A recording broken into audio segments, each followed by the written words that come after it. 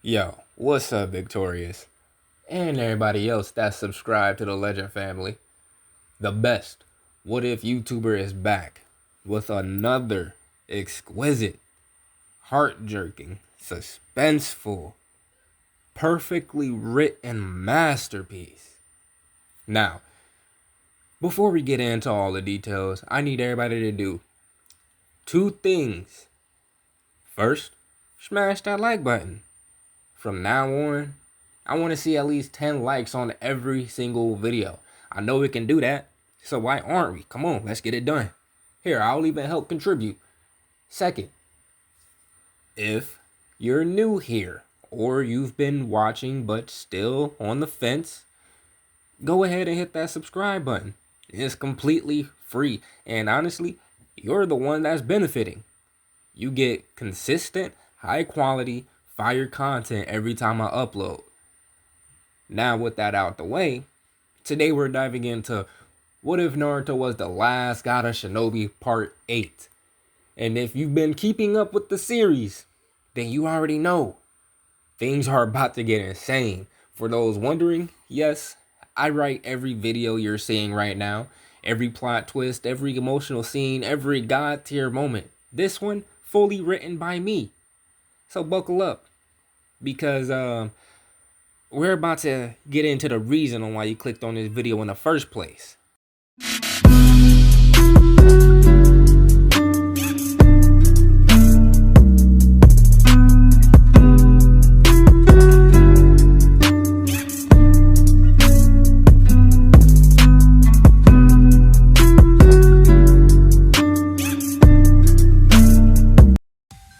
The village hidden in the leaves was currently fighting for its life against the sand and sound villages.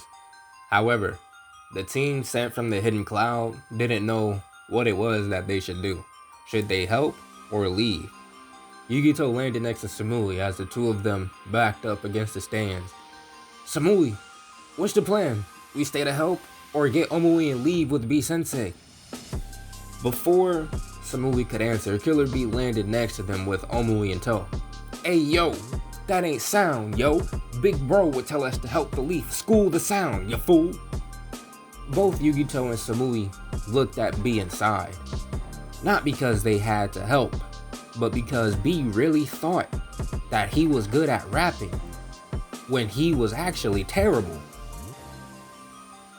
B then spoke again. This time, not rapping. Not to mention, if we help out, it would help out Big Bro with alliances with the Leaf. And it may even help you get promoted. Hearing this, the Cloud team nodded and jumped down into the arena to assist the Leaf Shinobi.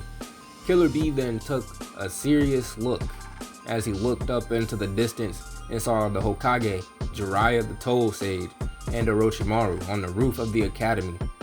Jiraiya and Hiruzen standing across from Orochimaru, with the third Hokage. You can go, Jiraiya. Orochimaru came here for just me. You are needed elsewhere in the village. Jiraiya didn't even look at Hiruzen. He couldn't take his eyes off of Orochimaru. You're crazy if you thought that I'm just gonna leave you. And with all due respect, Sensei, I don't think you can beat Orochimaru the way you are right now. Hiruzen laughed, but there was no humor in it. Just because I'm an old man doesn't mean that I lost my edge, Jiraiya. Now, I need you to leave. Remember what we talked about in our meeting. I promise you, Jiraiya, Orochimaru will not leave here alive. Jiraiya grit his teeth. Hiruzen was right. That boy from the sand was here as a weapon to transform and help destroy the village. Alright, old man. I expect you to keep your word. Jiraiya then jumped away and Orochimaru smiled. This was perfect for him. He needed to fight Hiruzen one-on-one. The moment Jiraiya jumped away, Orochimaru screamed, "Do it now!"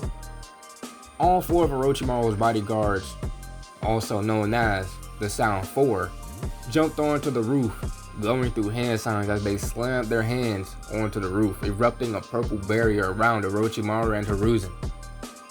Hiruzen looked at the barrier as his Anbu surrounded it. "So you wanted this too, Orochimaru?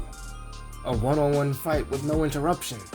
Orochimaru laughed as he began to go through hand signs. "I definitely wouldn't call it one-on-one. Summoning jutsu, reanimation." 3 coffins began to rise up, and Hiruzen didn't like what he was feeling. He already knew who was coming out of those coffins, and it put actual fear into his heart. "I can't let him come out. Fire style, dragon flame bomb." A large, unstable fireball flew at the middle coffin as it exploded, and the lids on the other 2 fell down, revealing the first Hokage, Hashirama Senju, and the 4th Hokage, Minato Namikaze. It was still a hard fight, but he had to get rid of Tobirama. Hashirama may be the bigger threat, and Minato may be the faster, but Tobirama had a natural killing instinct. Not to mention, him and Hashirama had perfect teamwork and synergy, and going off their current chakra reserves, they weren't at their full strength. Orochimaru stepped behind the 2 reanimated Hokage. "Well now, apparently I thought wrong. I expected you to destroy the coffin with the 1st, or even the 4th, but you chose the 2nd. I would have chosen the 4th. Orochimaru then put tags in the back of their heads as the 2 Hokage came to life and could speak. "You heartless bastard," Hiruzen said with venom as he pulled out his staff. Orochimaru laughed. "This is war, Sensei, and you should know more than anyone. There's no love in war." With Naruto, the 14-year-old Special Jonin blocked a strike and was knocked back by Baki as he growled in annoyance, knowing that he was running out of time. "How many times do I have to tell you? You're fighting me and me alone." Naruto looked around, frustration boiling as he saw the sand and sound fighting against the leaf. "Float like a butterfly, sting like a bee. His hands can't hit what his eyes can't see." Baki then jumped away as Killer Bee slammed down, holding 2 out of his 3 swords. "I find it lame that you come and pick on kids. How about you take me on instead? Hey kid, I got this. Go and do what you need to do." Naruto nodded and ran past Baki. "I don't know who you are, but thank you." Baki tried to go after him, but he had to jump away. Rising bomber! B crashed down again, his entire arm coated in lightning. "I told you, you're fighting me now." Naruto moved like a streak of gold through the forest canopy, his shinobi sandals barely brushing bark before he launched off again, tree to tree, branch to branch. Wind tore across his face, tugging at his Hittite and snapping his jacket behind him. He knew he had time, but he didn't know if he had enough time. Ahead of him, he could still sense them, Gaara, Tamari, and Kankuro, cutting through the forest toward the outskirts of the village. Gaara's chakra it wasn't steady. It pulsed violently, bleeding into the air in thick, suffocating waves. It didn't feel like a shinobi. It felt like something trying to wake up. Naruto's jaw tightened. He was confident he could beat Gaara, but he also knew Gaara could kill him, and if Gaara transformed fully, if Shukaku manifested completely, Naruto wasn't sure if he could fight a Biju and win, not unless he let his out. That was the problem. He didn't have control. At 3 tails, he lost himself. 3. After that point, the 9 tails chakra stopped feeling like borrowed strength and started feeling like a predator pressing against the bars of his cage. If he let the fox out completely, it wouldn't hesitate. It would rip control from him, tear through his mind, kill him, if it meant permanent freedom. A frustrated growl escaped him as he pushed harder, sandals scraping a branch before he vaulted again. Focus! He leapt, and his instinct screamed. A shadow dropped from above. Naruto twisted midair and kicked off the trunk of a nearby tree. Just as a glowing hand sliced through the bark he'd occupied a heartbeat earlier, the wood separated cleanly, the cut smooth and precise.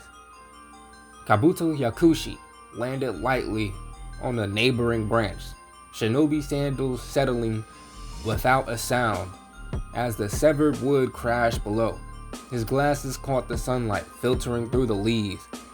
"Impressive reflexes, Naruto," Kabuto said mildly. "However, it would be a great disappointment to my lord if I allowed you to go any further." Naruto's eyes flicked to Kabuto's hands, glowing with a pale blue chakra scalpels. Jiraiya had warned him, a medical technique meant for surgery, capable of cutting muscle without breaking skin, severing nerves, destroying organs internally. In battle, it was monstrous. Naruto didn't hesitate. Shadow Clone Jutsu! A dozen clones burst into existence around Kabuto, sandals slapping against bark as they launched from every direction. Kabuto adjusted his glasses, and then he moved. He flowed through them with unsettling grace, glowing hands slicing through torsos. Clones burst into smoke one after another, the forest filling with white puffs. The real Naruto rushed from behind and felt danger spike again. He kicked off a branch and flipped backward. A streak of blue and black flame, shaped like a mouse, screeched past him, slamming into a tree Kabuto stood on and detonating it in a burst of heat. Naruto landed lightly on a higher branch, sandals gripping the rough bark. 3 figures stood nearby. Yugito Ni lowered her hand, faint blue flames licking across her fingers. Samui stood composed at her side, sword unsheathed, but posture calm. Amui lingered slightly behind him, hand resting near his blade, already analyzing. Yugito glanced over her shoulders at Naruto. "Our sensei told us that we should assist you," she said evenly. "We'll handle him. You deal with what you came here for." Kabuto smiled faintly.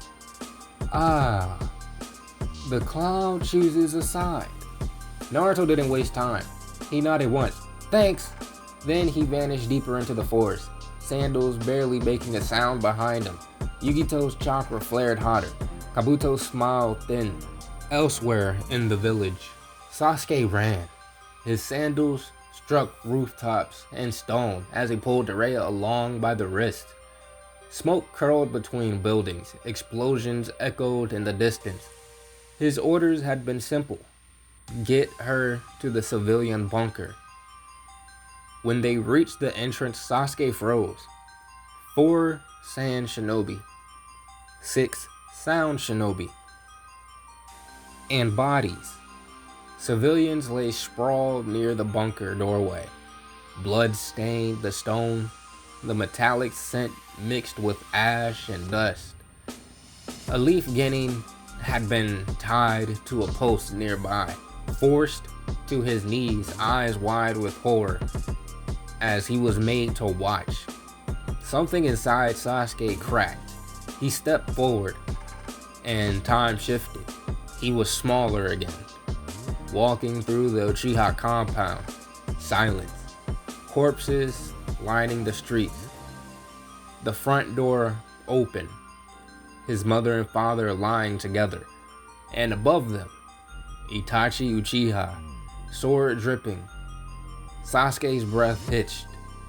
Back in the present, his heart pounded violently. A tear slid down his face. The third tomoe rotated into place beside the other 2, his Sharingan completed. He stepped forward, and felt a sharp tug. He reacted instinctively, yanking his arm free and turning, ready to strike Araya. She stood pale and trembling. A small puddle of vomit stained the ground beside her sandals. Her hand shook as she wiped her mouth. Reality returned. Sasuke inhaled slowly. Not here. Not now. He wrapped an arm around her waist, and they vanished in a flicker. The hospital bunker was chaos, but controlled chaos. Medics in white coats moved civilians into reinforced underground sections. Sasuke set Araya inside one of the secured rooms. "Stay here," he said quietly. She nodded, still shaking. He turned and left immediately. The moment he stepped outside, he felt it. A massive surge of chakra. Toxic, oppressive. Gaara. Even though his body trembled under the pressure, Sasuke ran towards it, sandals striking stone and then rooftops. He wouldn't run from that feeling again. Unseen, 3 sand shinobis landed silently on the rooftop. They had followed. They had watched the Uchiha hide that girl. In their minds, she had to be important. Why else would the last loyal Uchiha risk himself to secure her? A council member? A surgeon? Someone tied to the Hokage? They slipped inside. No one noticed. Araya sat in the bunker room, hands folded tightly in her lap. She wasn't a council member. She wasn't a medic. She was Naruto's girlfriend. And she was no longer safe. Meanwhile, Hiruzen ducked and sidestepped as a thick tree root burst from the ground and shot towards his head. "Sarutobi, move!"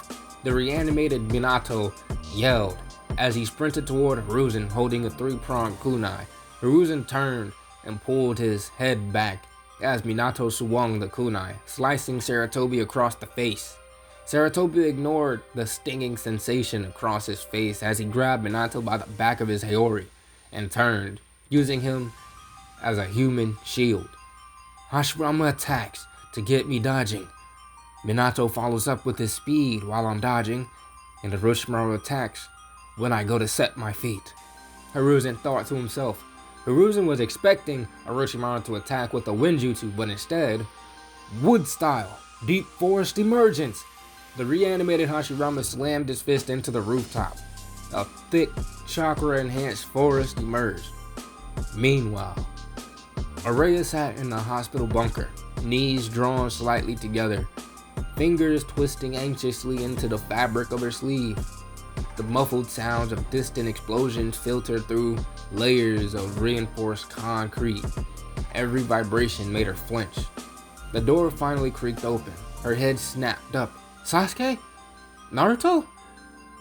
Hope flickered in her voice. It died instantly. 3 sand shinobi stepped inside instead. Their expressions were slow, predatory.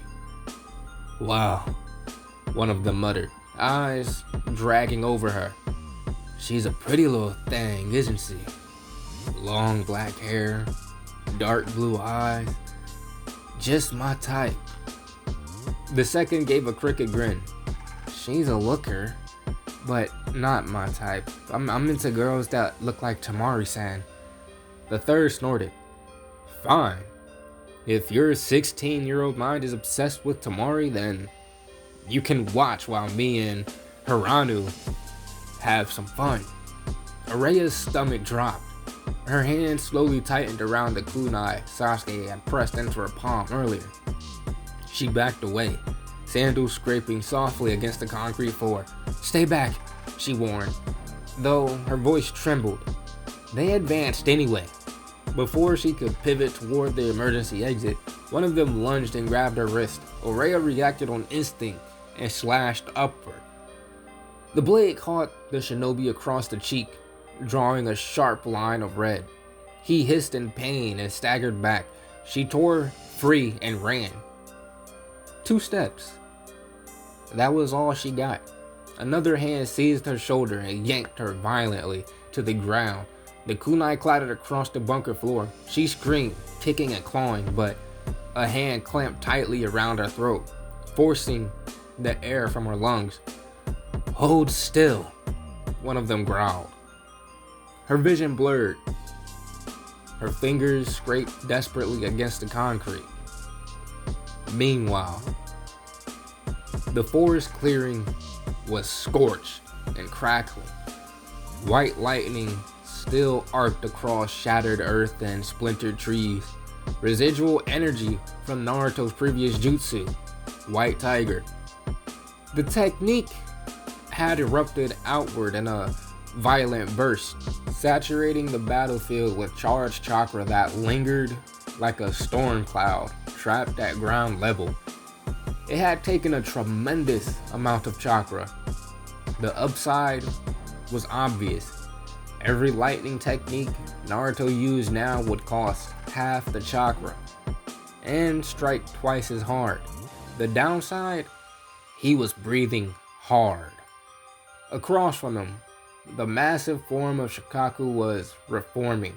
Sand swirled upward in a cyclone, shaping into the grotesque, towering figure of the One Tail. Its monstrous arm rebuilt itself grain by grain. Naruto wiped sweat from his brow. "Damn it," he muttered. "I can't seem to get Gaara from here. His automatic defense is blocking every jutsu near his forehead." High above, Gaara's small figure was barely visible within the sand construct. Tamari lay collapsed on a distant branch, unconscious after being struck aside during Gaara's transformation.